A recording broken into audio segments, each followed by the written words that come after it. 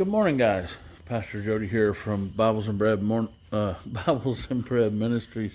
Early this morning, I was up before the chickens. This morning, we're going to be moving Crossroads Christian Academy into Living Word Fellowship, where they're going to begin to take that building and use it for the school. But as this morning's gone on, I've been out here this morning feeding early. It's about 5 o'clock now. I'm just thinking and praying and trying to hear from the Lord this morning.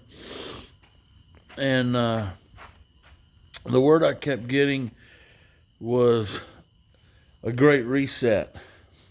And let me give you an example. Our life, Valerie and my life, we've been through a great reset several times. When we left oil and gas and came into to the ministry full time like we did, and we just jumped in full time, it was a great reset.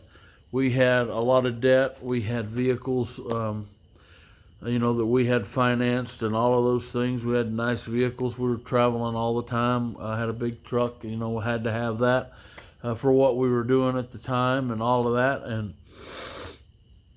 and God decided it was, time for a reset. Dog down there. Something rubbing on the back of my leg. Couldn't figure out what it was. The dog. So we went into a time of great reset, and we started in the school and all of that, and the things that the Lord has done has been absolutely miraculous. We all of our debt has been wiped out. We owe nobody anything. We're completely debt-free. Those of you who know, we work here on the ranch and help take care of the animals, the cows and the horses and the donkeys and chickens and all that stuff out here, feeding them and cleaning up and, just doing a little work around here. And that pays for our living accommodations, so we don't have a mortgage. We don't have anything like that, And so that allows us to do what we do. If it wasn't for that and the freedom that brings, well, I would have to work a full-time job. And then there would be things like the food outreach and the homeless outreach and those things we wouldn't be able to do if we were out trying to pay for a place to live and everything. So both vehicles that we have were given to us. Rahab, the outreach truck, was given to us for that, and that's what we haul all the food with and pull trailers with, and she's a workhorse. We work her to death. Hopefully not to death, but we work her hard. And the expedition of the Trailblazer that we have, I did a wedding for a girl. Funeral, goodness gracious. I did a wedding for a girl, and at the wedding, her dad said, "I have this Trailblazer if you guys want it." He said it might need a new engine. I'm not sure. And in my mind, I'm thinking, putting a new engine in it's more than we could afford to do. So, I'll take it, and we'll scrap it or something and make a few dollars off of it or something. But once we got it, and we realized it did need a new engine, and we began to explore that, all of a sudden, the money that we needed to get it done just showed up. Don't ask me how that happened, but it did. And we were able to put a motor in it, and now we've been driving the thing for 3 years or so. And it's not it's got a few dings and dents in it, but inside it's clean, it runs good, and there's absolutely nothing wrong with it. And in the life that we have today, we don't drive as much as we used to. So it's more than good enough for what we need. And that was part of the Great Reset.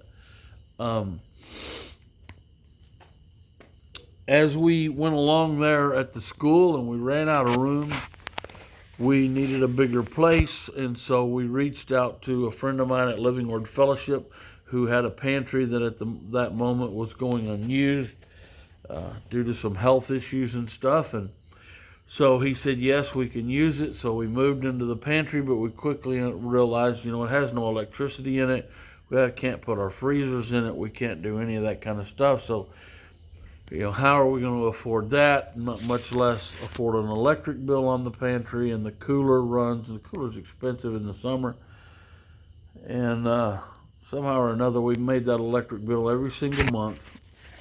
And in the very, very beginning, we had to put electricity in the building and get it on its own circuit so that the bill would be separate from that there at the church.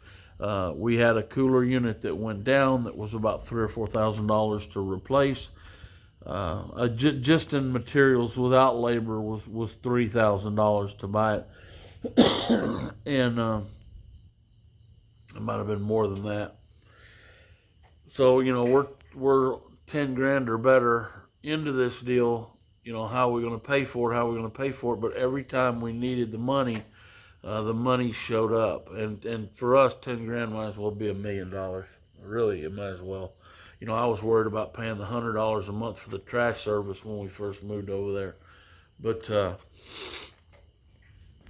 God's provided all the way.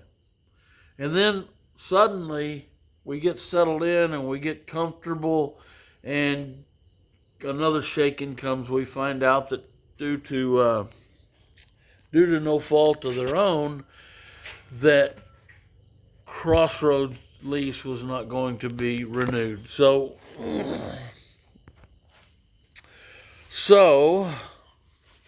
we got to find somewhere to have church.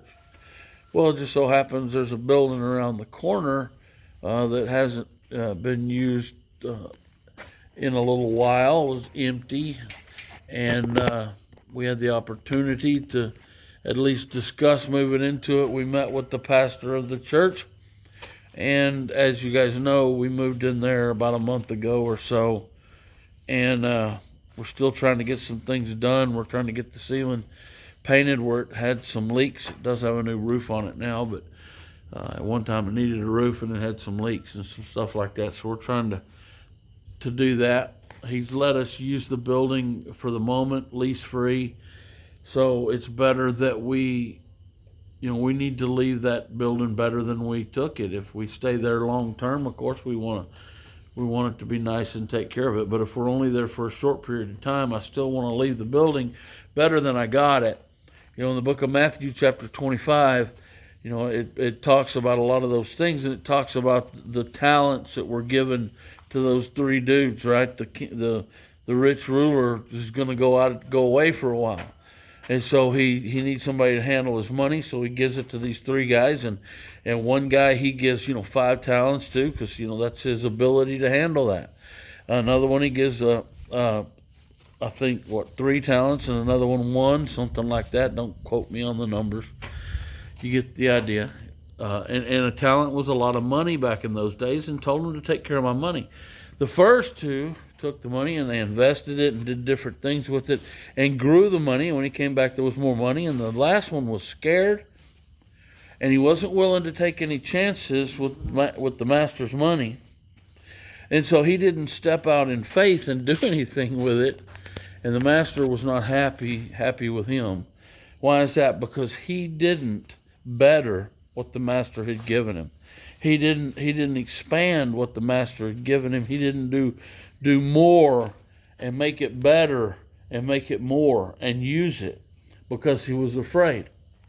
And so it would be easy to sit in that building over there for us. And I don't know how this correlates to your life, but somehow I'm sure it does. It would be easy to sit in the same situation you're in and not take a stand, not take a step, not try at all to better that situation, to just be comfortable with where you're at. I can't go make a change in my life because. Well, if God is telling you to go do something and he's opened up a door for you, you need to walk through it. And then on the other side of that door, whatever room you come into in your life, if you will, whatever place you come into, when you leave that place, you need to leave that place better than when you got to that place. It needs to be better. It needs to be nicer. People's lives need to be changed. You need to leave your mark on that place. That's just a great biblical principle. Whether you're paying for it, whether you own it, or whether you use it, or whatever, you need to leave it a better place than you found it. That means when you go to work to your job this morning, you need to leave your company this afternoon better than when you got there.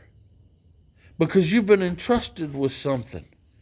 You've been entrusted with something, and you don't work for that dude sitting behind the desk or the owner or the name on the side of the building. You work for the Lord Jesus Christ. You work for the Lord of Lords and the King of Kings. He's the one that takes care of you. So everything you do in your life, I want you to leave it better than when you got there. And it might take, you may go through some things. You may go through some great resets in your life and some things like that. But each one of those places you're at, leave them better than the way that you found them. Use what God's given you, like the Trailblazer. He gave it to us, we made it better. And now it's usable, and before it wasn't. And if we don't get to stay in this building long term, if it's a short-term deal, a year or whatever, then the next group that gets to come in there, it will be that much better for them, and they'll be the group that God wants in there. I'm believing we're going to stay long term. I think it's where the Lord wants us. But I'm telling you this, whatever you do, if your life gets completely upside down in turmoil, you have to make a bunch of changes, whatever happens to you, just whatever happens, whatever great reset takes place in your life, take that opportunity to make that place where you're at better than you found it. God bless you guys, man. We love you guys so much. We're Bibles and Bread Ministries. You can, man, if you want to, we do lots of work with the homeless and families who are in need with food. If you want to make a donation, you can do that there at BiblesandBread.com. You can also do it at our Facebook page, Bibles and Bread, Facebook page there. And you just hit the shop button. It'll direct you directly over to our page, our donate page on the website, and you can make a donation there. You can also do it. We have Cash App and some other things. Just get with us if you want to do that instead. Man, we love you guys. Thank you guys so much. God bless you. The Lord's going to use you in a great way, man. Don't get beat up. Don't get down just because things in life change and problems happen and stuff happens. You keep plugging forward and make this world a better place. We need to leave this world better than we found it. God bless you guys, man. Have a very, very blessed day. We love you so much. And remember this, the fear of the Lord is the beginning of wisdom.